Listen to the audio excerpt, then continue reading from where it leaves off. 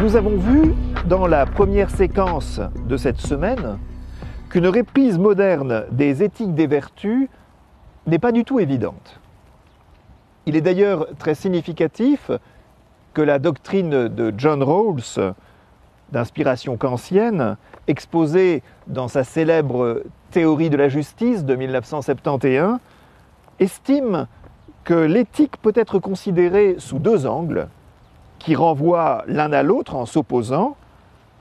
L'un des angles, c'est l'éthique utilitariste, c'est-à-dire la recherche dans l'action de ce qui est le plus utile. Et l'autre angle, c'est la morale déontologique, c'est-à-dire la morale du respect de la loi morale et des principes des mœurs. Eh bien, John Rawls, en opposant ces deux éthiques, ne laisse aucune place pour l'éthique des vertus. Pourtant, on peut se demander si l'éthique des vertus n'est pas l'éthique par excellence. Pour corroborer cette affirmation, il peut être utile d'établir une distinction entre deux concepts. Les concepts de morale et d'éthique. Ordinairement, on fait peu de différence. Ou on se contente de dire que le terme moral est un terme vieilli et que l'éthique, au contraire, est un terme que nos contemporains apprécient. Mais on se demande rarement pourquoi nos contemporains apprécient ce terme d'éthique. Si on se le demandait, on s'apercevrait peut-être que l'éthique est modernissime et que si la morale qui a constitué la toile de fond des temps modernes, l'éthique pourrait être au principe des temps postmodernes qui sont les nôtres. Quand on parle de morale, on évoque une conduite pratique adossée au respect du devoir et de règles fondamentales que l'on estime être à la racine des mœurs, c'est-à-dire du vivre ensemble au sens le plus large. La morale est foncièrement prescriptive. Elle énonce des lois, elle détermine des règles et elle oblige. Son mot central, son mot décisif, nous y reviendrons avec Kant, c'est « tu dois ». L'éthique, elle, ne prescrit pas. Elle serait plutôt déclinée sur le mode de « si tu veux, alors », bref, si tu veux parvenir à tel ou tel idéal, tel ou tel but, alors il faut que. L'éthique n'est pas impérative. Elle est de l'ordre du conseil plutôt que de l'ordre du précepte. Elle est indicative au sens fort. Si tu te comportes de telle façon, semble-t-elle nous dire, alors tu risques fort de faire cela ou d'obtenir tel résultat. Est-ce vraiment ce que tu veux? L'éthique serait donc d'abord centrée sur un certain rapport à soi. Au fond, centrée sur ce que je désire faire de moi-même. Ce que nous venons d'affirmer comporte une série de conséquences que nous allons examiner dans cette séquence-ci et dans la suivante. La première conséquence que nous allons examiner dès maintenant, c'est l'affirmation, au cœur de l'éthique, du perfectionnisme.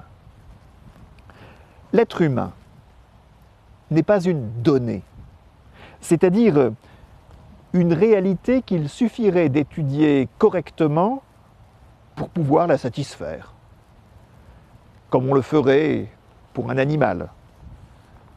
Un des risques, d'ailleurs, de la société du fonctionnement efficient, de la société de l'utile, est d'oublier que l'homme n'est pas seulement un être animal à satisfaire, mais qu'il a aussi des aspirations.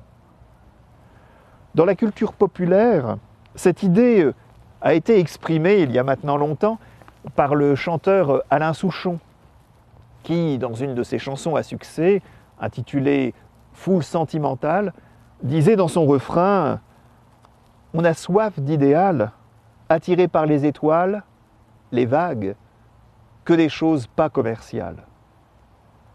Si l'on regarde plutôt ici la littérature, on pourrait songer par exemple à un François Taillandier qui, dans son roman de 1991, intitulé « Les clandestins », avait un chapitre assez remarquable qu'il avait intitulé « L'homme caddie », dans lequel il montrait comment petit à petit tout dans notre vie devenait fonctionnel et standardisé.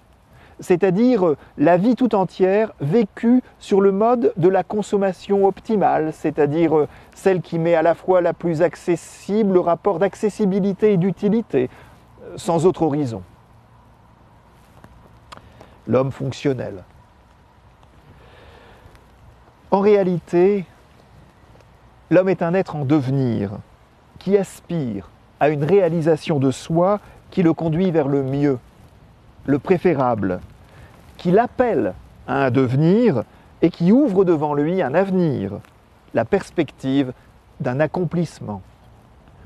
Et c'est ce qui fonde l'idée de perfectibilité et de perfectionnisme qui se trouvera au cœur de l'éthique des vertus. Mais à la différence de la culture antique qui parle de potentialité naturelle à actualiser ou pas dans l'homme, l'éthique des vertus modernes considérera tendanciellement que l'homme est à inventer. Au fond, elle affirmera qu'il n'y a pas de modèle donné une fois pour toutes, mais plutôt un effort à entreprendre pour s'humaniser. Avec donc cette idée que l'humanité n'est pas acquise une fois pour toutes, mais que l'on peut gagner en humanité ou perdre en humanité selon ce que l'on fait. Songeons quelques instants ici au fait que si l'on n'est pas attentif, n'importe qui d'entre nous, vous, moi, peuvent perdre radicalement en humanité, jusqu'à risquer, à la limite, d'éteindre l'humanité en lui. On pourrait songer au roman de Jonathan Littell, Les Bienveillantes, qui était paru chez Gallimard en 2006, et à son personnage principal, Maximilien Aue, un juriste un peu égaré qui s'était engagé dans la SS et les Einsatzkommando, Einsatzgruppe, et qui a participé au massacre perpétré contre les Juifs d'Ukraine, en particulier à Kiev. Il y a des pages terribles dans lesquelles Jonathan Littell, à l'occasion narrant ce massacre, montre son héros, son protagoniste, Maximilien Aue, en face d'une personne qu'il va exécuter. Il en exécute en série. Et soudain, il se trouve devant une jeune femme qui arrive là, qui ne comprend rien à ce qui arrive et qui le regarde face à face, les yeux dans les yeux. Et à ce moment-là, Maximilien Aue se comporte d'une manière étrange, il la crible de balles, frénétiquement, au lieu de tirer comme pour les autres une balle. Et Jonathan Littell fait comprendre à ce moment-là que Maximilien Aue était vraiment radicalement en face de la question de son humanité. Qu'allait-il faire? Jusqu'où allait-il aller? Et il nous fait comprendre, le romancier nous fait comprendre qu'en faisant cela, il traversait une ligne invisible qui lui faisait perdre radicalement ce qui lui donnait la dignité d'être humain. Il n'est donc pas évident de conserver son humanité. Nous pourrions également songer à l'exemple de Armin Meiwes, qui était un homme dont on a fait le procès il y a quelques années pour cannibalisme. Parce qu'il cherchait sur des sites internet à satisfaire son désir qui le tenaillait de dévorer quelqu'un. Et à un moment donné, en cherchant, en tournant sur les sites, il a fini par trouver un volontaire, un certain Brandes, qui a consenti, avec lequel il est entré en relation, et qui a entièrement consenti à se faire tuer dans des conditions assez horribles et dévorer par Armin Meiwes. Qu'est-ce qu'il faut penser de cela? D'autant plus que ici, il y a eu consentement complet de la part de la victime. Nous avons évoqué durant ces quelques minutes des figures extrêmement négatives. Nous pourrions songer à l'inverse, à des figures tout à fait remarquables. Par exemple, Albert Jacquard, mort récemment, Oskar Schindler, qui a été mis en scène par Spielberg dans La liste de Schindler, le professeur Jean-Bernard, Martin Luther King, Sœur Emmanuel, Gandhi et d'autres. L'idée essentielle à retenir de cette séquence, c'est que l'humanité en nous n'est pas une donnée stable, acquise, une fois pour toutes. Le poète le disait, Aragon, « Rien n'est jamais acquis à l'homme ».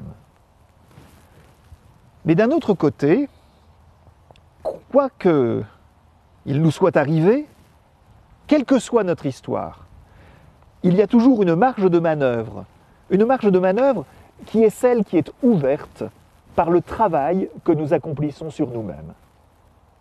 L'humanité en nous est une réalité en tension, ce qui nous conduit à mettre en valeur la question du souci de soi que nous aborderons lors de la prochaine séquence.